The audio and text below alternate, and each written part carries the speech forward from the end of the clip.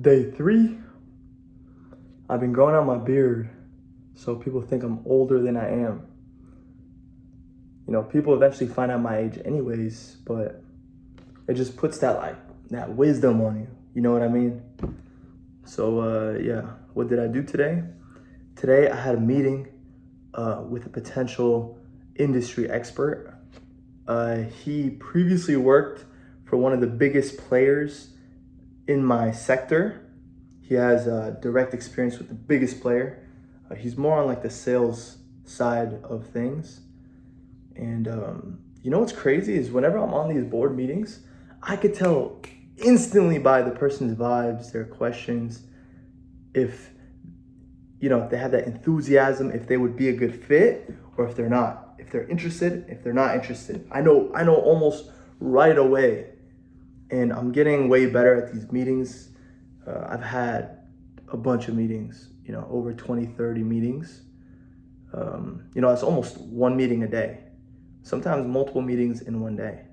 I don't even think that's including like in-person meetings. But anyways, I don't think he's a good fit.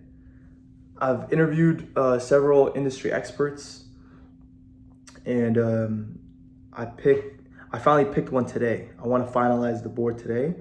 And good news is I actually finalized the board. It's done. Yeah, update to what I was talking about before. I'm not sure what I said before, if I had it finished as far as the board, if I had the board finished or not. But today it's officially finished. I had 2 accountants on board. Today, one of the accountants, me and him talked, and we decided that he's not going to be a good fit. He thought, to be honest, this is what it sounded like. He has, according to him and his profile, he's had experience in over 20 M&A transactions, and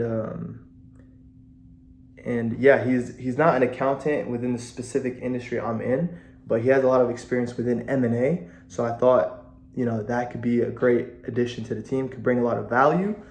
But when I sat with him, I grabbed a lunch with him, and we were talking, and I was trying to ask him about the acquisitions that he's been through, what kind of numbers they've seen, and his, no discredit to him, obviously. He's an awesome guy. There's a lot of great things about him that I liked, especially his attitude.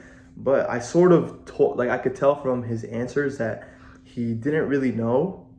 And maybe he's been a part of a company that did acquisitions, but himself didn't have direct experience within that, even though he was part of the company that did it.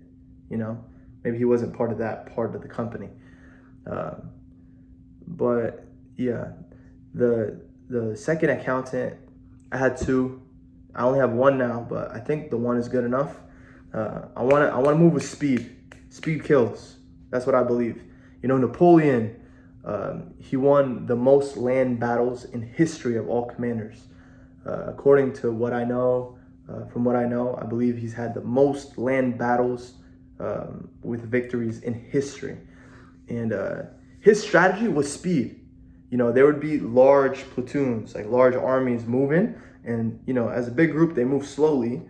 And he would take his army, and they would split into different smaller parts, and they would move faster around them, and they crush the enemies using speed. So yeah, this is like economic warfare. So you could look at war and look at it in similar ways. When you conquer land, it's kind of like mergers and acquisitions. It's like same thing. It's like you gobble up a company. Anyways, I'm moving with speed. The accountant on board, he has extensive auditing experience. So he's had a bunch of experience in seeing financials in companies and verifying if they're real, if they're true, if they're legit, et cetera, et cetera. And he had very great attitude. He's been part of an IPO. He's been through international M&A transactions. And he even is willing to come on as a CFO if needed. He is asking me about compensation. I told him what I thought about it. I told him 2 to 3 points, and it varies depending on the time, effort, commitment put in by the board member. And I don't think that answer was what he was looking for. I'll have to talk to him more about that, but he is working with me. He gave me a list of questions that I could ask the accounting firms that are going to work with our team. Today I was working on the list for the accounting firms. I was thinking like top 100 accounting firms on a list and call them up and try to do the whole thing, talk to them about success fee basis, blah, blah, blah. And I got some advice from the lawyers on my team. They told me to not go for the super expensive accounting firms, at least not in the beginning. There's a lot of benefits to working with the large accounting firms, and we could always move on to them in the future. But what I was thinking right now is top 50 to 150 on a list. And when I was doing it, I found that a lot of them don't have offices in Dallas, which was surprising to me. I'll have to look more into that. It was kind of discouraging. Not sure what the list is going to look like, but it's in the works. What else did I do? I also scheduled a meeting with my chairman. The funniest thing is my chairman is the only person on my team that I haven't met in person yet. Also, one of my lawyers and one of my industry experts, they're in different states, so I haven't met them either. So I take that back. But yeah, I need to update my executive summary. Anyways, so today's schedule kind of looked like somewhere between 7 to 8 to 2:30. I was doing offensive work, which means working towards my goals. And then somewhere between 2:30 to 11, I was doing defense, which is like earning money to live. I was doing Uber. I like Uber because it keeps me flexible. I get to work whenever I want. If I have meetings, I could take time off. I get to work as much as I want throughout the night if I want, as many hours as I want. And you can make anywhere between 200 to 300 a day on Uber, which isn't bad. But there's a lot of, like the other day I was dropping someone off and they work at Amazon, like an Amazon factory. And I swear to God, I'm not joking when I say this. I'm dropping off the person and all you see is like a bunch of cars coming through and they're all dropping off people. And there's like this huge campus, huge like warehouse looking campus thing. And there's a bunch of people walking around with backpacks and lunch boxes, big campus, people getting dropped off. I swear it reminded me of school. Literally, it's just like school. And I had like the thought, I was like, wow, this makes so much sense. Even if it's not like Amazon, you're not getting paid like minimum wage kind of stuff. Even if it's like a bigger, more professional job, it still kind of looks like that in a way. Like you're like trained to become that in school. Super interesting. But the person I was dropping off, it was this person, and when you talk to someone and you could tell automatically that there's something wrong with them, and it was one of those moments, right? So all you heard was them yapping, like they couldn't stop talking. And it was a girl. She was telling me about how she got into this car accident and it was really bad. I'll be honest, I wasn't even listening, but then when I heard car accident, I started listening. And she was like, yeah, I was in Austin and it was like a hit and run, and she had to get like 4 brain surgeries from a car accident. And she had to like relearn how to walk, and she doesn't remember the car accident at all, and how it fucked up her life, and that's why she doesn't have a car. And I was like, whoa, that's crazy. So like, if you really think about it, that easily could have been me or any one of you guys watching. Easily could have been any one of us. And we're actually lucky. Every single day we're so lucky and blessed. It's crazy. Like imagine someone just like destroys your life. Like 4 brain surgeries, you have to learn how to walk again. Like you're not gonna be the same person. You're kind of just like existing at that point. You're like waiting to die. So sad. Or like imagine you get paralyzed or whatever it is. So you gotta just do what you want to do right now, and you don't regret it. Because if you get paralyzed and you're sitting in that hospital bed, you think about right now, today, yesterday, you're like, man, I wish I took advantage. I mean, at the same time, you can't really, you can't, what's the word? You can't be super grateful for everything. You know, it's a bit weird. It's like human nature to take things for granted. That's just human nature. But it does suck. It's important to recognize it whenever you see it. I think smart people think about stuff like that a lot, like death. They think about that all the time. And the more you think about it, the more you realize like nothing really matters. But anyways, I'm not gonna get too deep on this video. What else? Yeah, I was doing Uber until like 10:30, and it started raining like crazy. It started raining, and I've never had my car slip like it did today. And I swear I was thinking about that girl that I was telling y'all about. Like, bro, like anything can happen, literally anything. My car was slipping. I was taking the guy, and I had to end my Uber short today. I was gonna keep going, but in the morning I actually had no time to work out. So I decided to end my Uber short and go home and work out. So I got a workout in. That's good. As far as my weekly goals, let me look at my weekly goals real quick. On my weekly goals, I want to read 100 pages in a book this week. I haven't even touched a single page so far this week. My week starts on Monday. Does it? Yeah, Monday.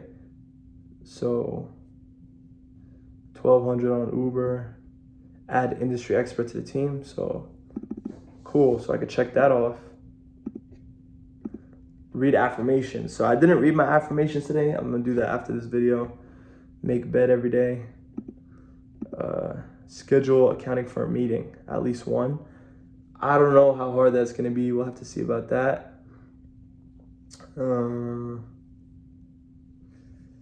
But yeah, just crazy. I think what's something else I want to talk about?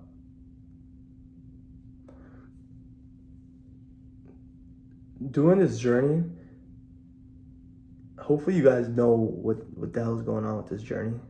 Basically, the idea is to grow a company through acquisitions. So we're gonna buy a bunch of small companies that are fragmented, owned by mom and pop shops that are looking to exit with no exit plan. They're looking to retire and they want to sell their business, but no one wants to buy it. Usually the smaller businesses are in that situation, especially nowadays with all the baby boomers looking to retire. So buy a bunch of them, put it under a portfolio, and then sell the portfolio or do an IPO on the portfolio. That's the idea. How are you gonna buy it? I'm not gonna buy it with any of my own money. That's not the target. We're gonna use seller finance or seller's equity and bank loans. So yeah, it's like buying businesses with none of your own money. It's crazy. But yeah, it makes me wonder, like I was doing research today, I was thinking about mentors, right? I really am looking for a mentor in my life, someone who's accomplished insane things. It really is my chairman, but I really need to get to know my chairman. But I'm thinking about like someone who's like a billionaire, like that kind of mentor. And I was researching some of the richest people in Dallas. You got like the Bass family, people who started like Bass Pro Shops, they're in Dallas. You got like Jerry Jones. You got one of I think the richest African American, he's in Dallas, Robert F. Smith. And he grew his company the exact same way that I'm trying to do right now, through M&A. It's crazy. And the more you look into it, all the rich people do that. They all do that. And I was like, okay, but how big can this game be? Like, how big can I really think about this, right? the biggest companies. You got Blackstone, BlackRock, Vanguard, State Street.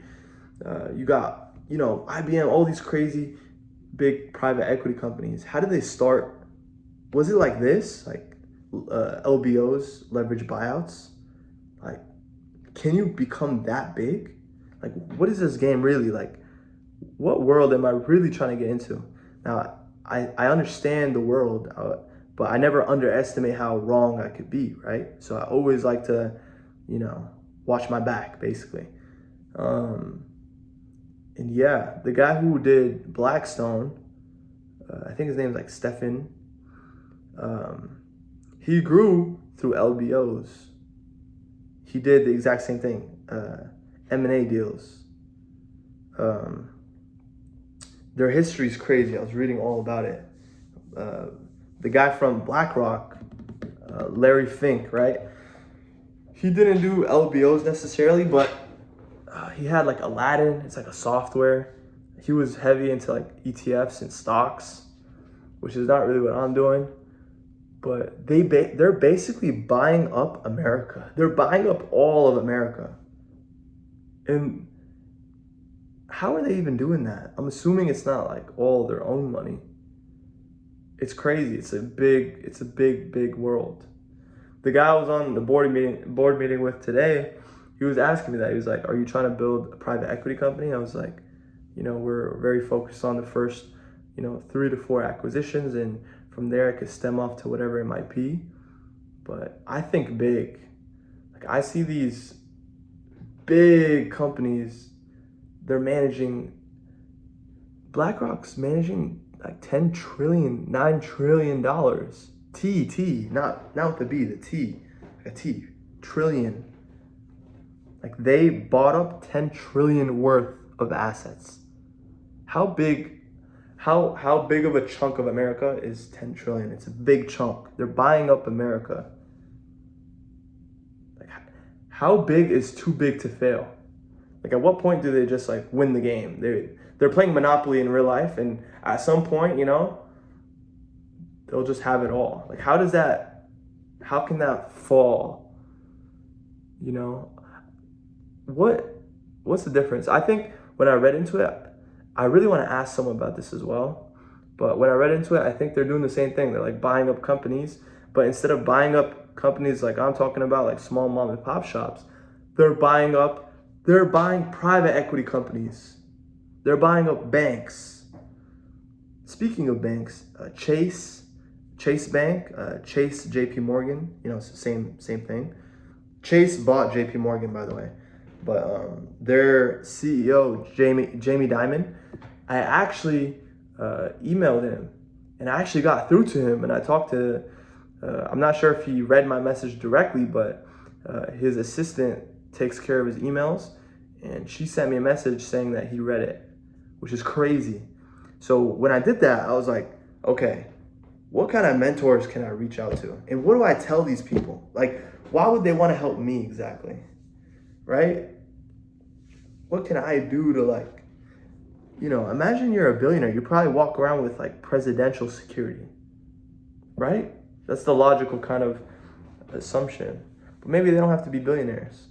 I'm just thinking like if I could somehow get a lunch with Robert F. Smith, dude, Robert F. Smith sold one of the companies that he bought for $4.6 billion. Now, I'm not saying all that is in his pocket. He has a percentage of it, obviously. But bro, he's a billionaire. He's playing different games. They think so differently. I need to be around these people. Speaking of being around these people, the advice that I got told is join a club even if you can't afford it. Clubs as in not nightclubs. I'm talking about like private clubs, like membership only clubs, like country clubs, like those kind of things. Join those. And the funniest thing is, it's almost like you attract what you are. I got invited to a boxing event for one of these private clubs, And it reminded me of the advice I was given, because I didn't even know where to find these clubs. I got invited to an event, and it was a black tie event. You know, you dress up super fancy, and people in there with like diamond watches and, you know, big ballers in there. You could just tell. You just get the vibe.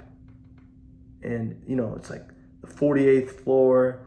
They have a special elevator just for that floor in the club. The food was awesome. But maybe they're in these clubs, these kind of people. Like, how do I reach out to these people? And what do I say is the real question. I think I could reach out to them and find out, like, their email, maybe find their accountants and reach out to their accountants, and get to them through there. I don't know. That's kind of where my mind's at right now. Maybe I should put that on my schedule tomorrow. What am I doing tomorrow? By the way, it is late right now. It is like 12:58. I'm hungry. What else? Yeah, that's basically it. If you're still watching, you're a real one.